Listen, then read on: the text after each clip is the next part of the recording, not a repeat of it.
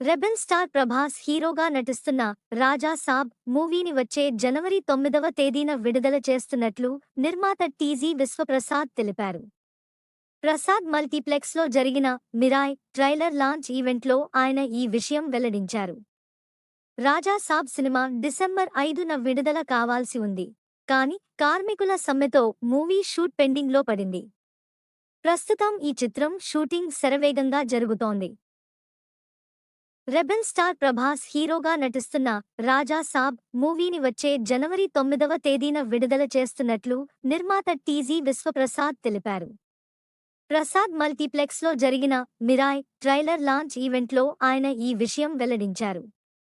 రాజా సాబ్ cinema December 5న విడుదల కావాల్సి ఉంది.